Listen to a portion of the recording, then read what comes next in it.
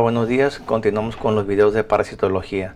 En esta ocasión veremos el eje 2 correspondiente a los protozoarios, en donde veremos las siguientes enfermedades causadas por ellos. Empezaremos por aquellas enfermedades transmitidas por el consumo de agua de alimentos y que tienen una localización intestinal, iniciando con la amibiasis.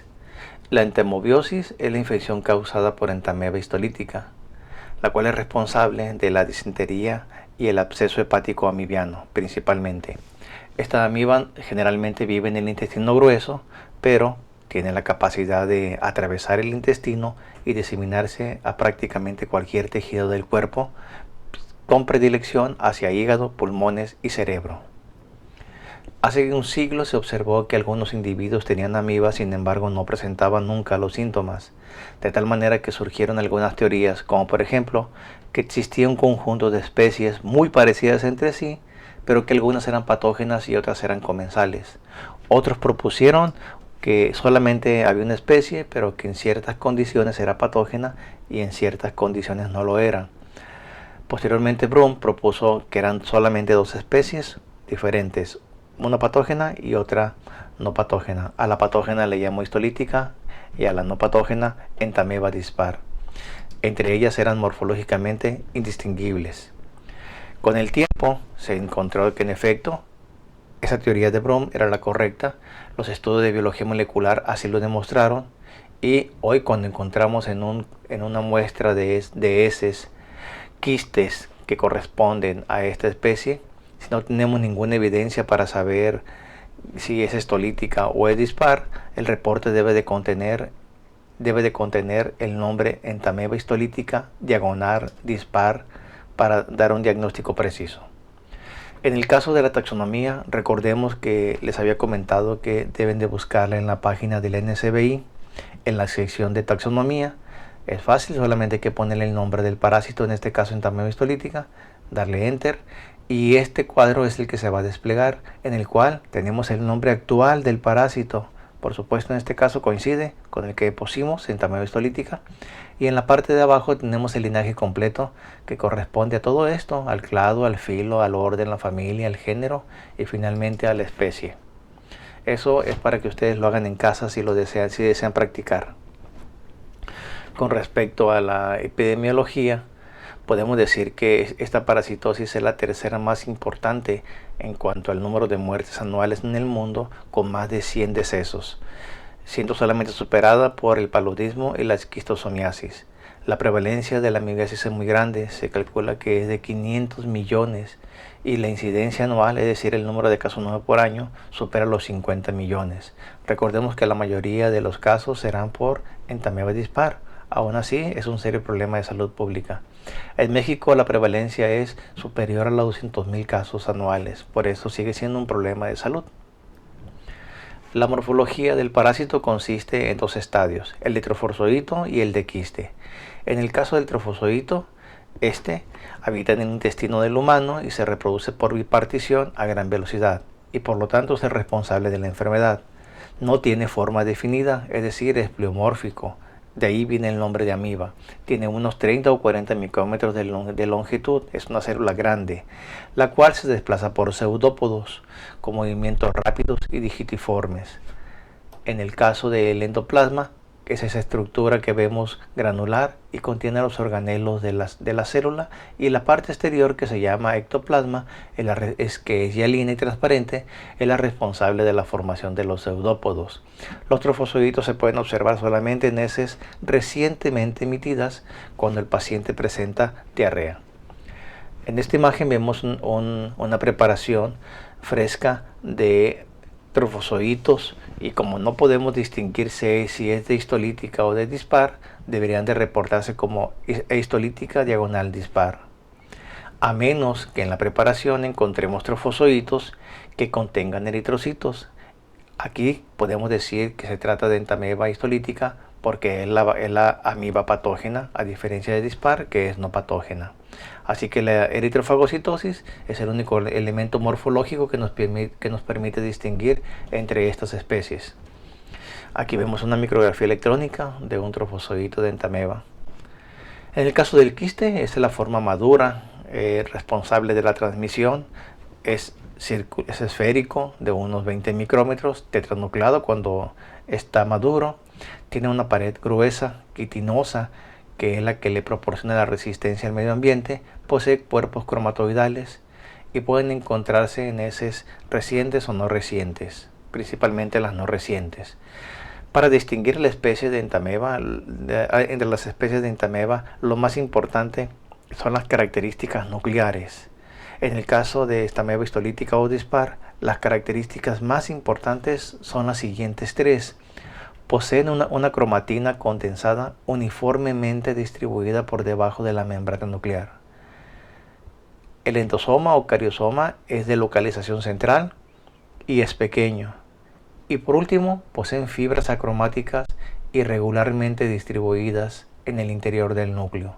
Con estas características somos capaces de distinguir a la especie de histolítica dispar de cualquier otra especie de amibas.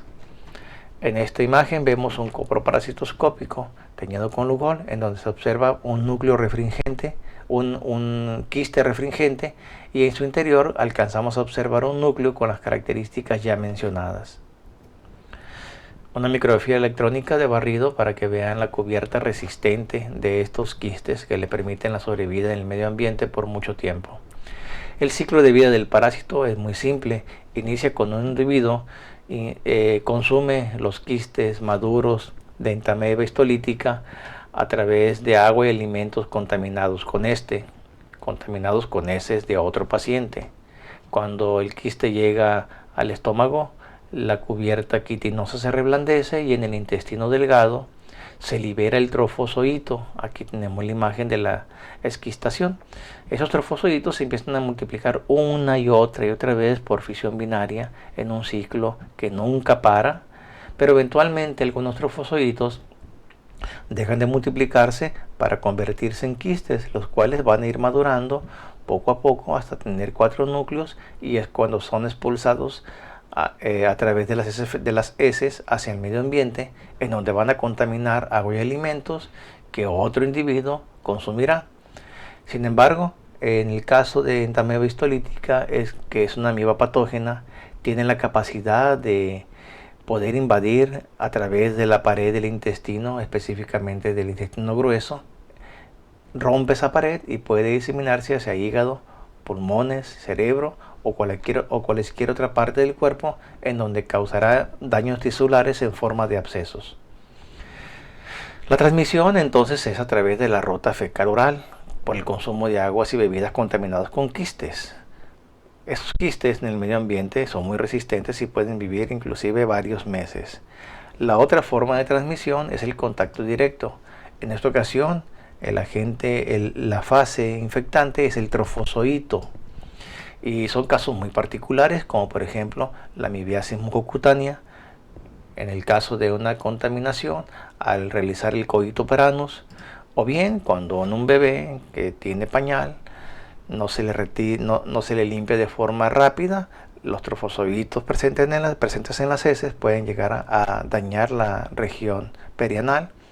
Otra manera de contagiarse es por el contacto ano-mucosa nasal. Esto lo vemos claramente en la caricatura de los Simpsons, con Homero Simpson, que a cada rato se avienta el rascahuele. Otra manera de transmitir la enfermedad es a través de los fomites.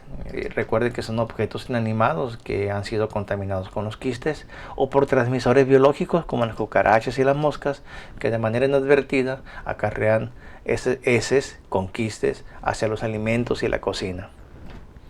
La patogenia es un proceso multifactorial llevado a cabo por los trofozoitos, que son los que tienen la capacidad de multiplicarse y causar la enfermedad.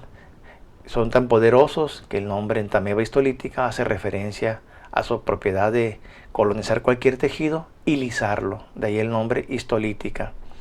Intervienen factores como por ejemplo la lectina, que reconoce a algunas moléculas en la superficie de las células blanco, receptores que le permiten unirse a matriz celular, y un amebaporo que le permite romper a las células que ha encontrado y adherido. En este ejemplo vemos a la amiba grandota cualquier célula de nuestro cuerpo, vamos a llamarle célula blanco, cuando la amiba la reconoce a través de las lectinas, vean cómo redistribuye las lectinas hacia el sitio de la unión para agarrarla firmemente y posteriormente lanzarle el amebaporo. Si ustedes recuerdan a los linfocitos citotóxicos y a las células NK, ellas una vez que reconocen a la célula blanco, le arrojan perforina para causar poros en la membrana y de esa forma matar a la célula blanco. Es exactamente el mismo mecanismo que realiza el amebaporo para destruir las células blanco, en este caso por la amiba. En esta imagen vemos representada un pedazo de intestino, es decir, eso que nos comemos en los taquitos de tripa. Si vemos un aumento en la parte interior, en la luz, veremos que en realidad es una superficie que no es lisa como acá, sino que es plegada. Esto aumenta la superficie de contacto del intestino para llevar a cabo una mejor absorción. Si a su vez hacemos un aumento de una región de estos pliegues, entonces podremos observar las vellosidades del intestino. Y si a una vellosidad le hacemos un aumento, podremos observar las células epiteliales. Y recuerden que en la superficie de las células epiteliales se encuentran las microvellosidades que van a permitirle a la célula epitelial absorber los nutrientes para posteriormente pasarlos al interior de la vellosidad y que sean distribuidos hacia el hígado. Bueno, ¿en dónde vive la amiba en este mundo de pliegues y bordes? Vive justamente aquí, en el fondo de las vellosidades. A esta región se le llama las criptas.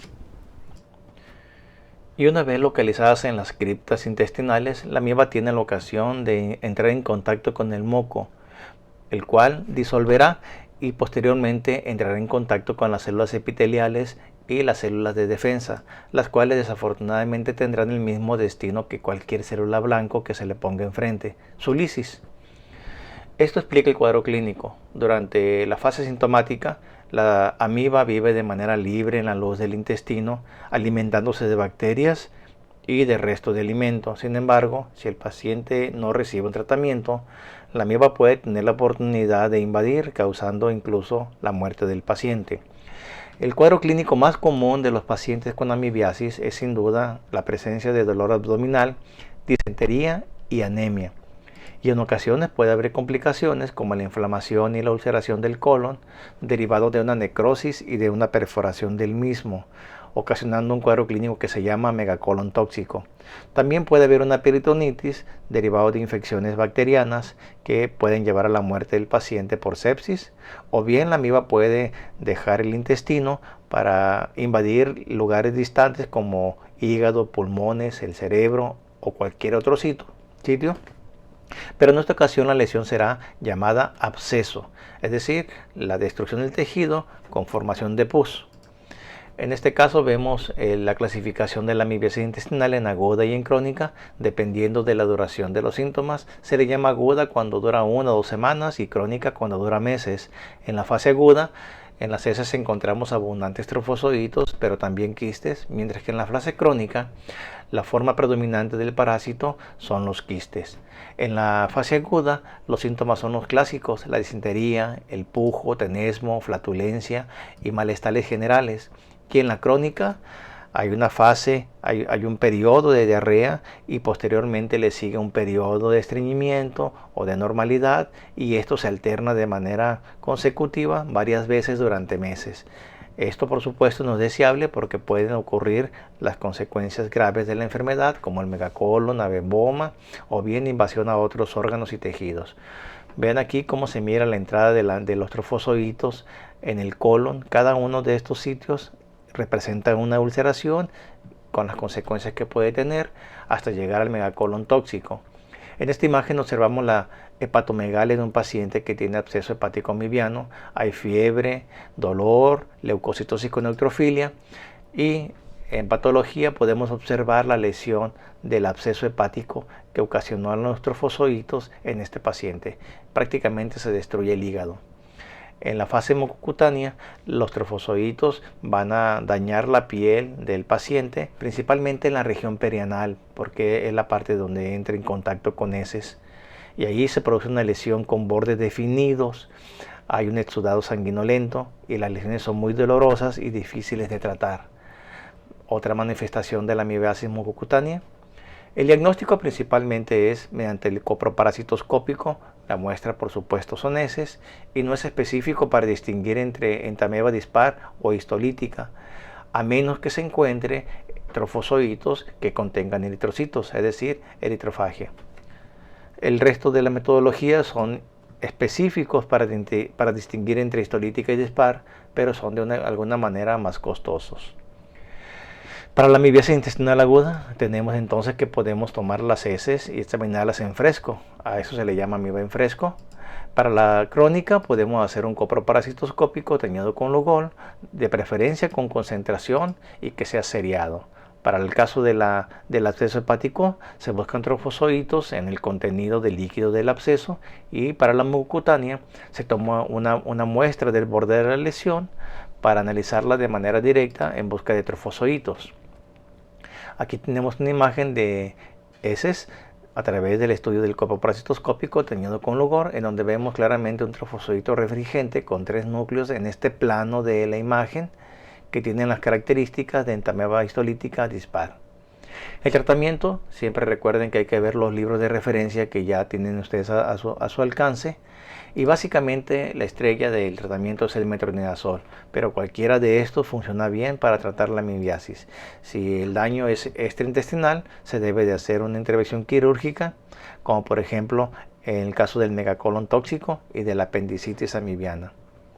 Para la prevención son conceptos muy simples que ya todos conocemos de cultura general, como no ingerir alimentos y bebidas preparados sin medidas de higiene adecuada, tanto como por parte del preparador como por parte de los alimentos, que deben de ser bien lavados y no usados de forma directa.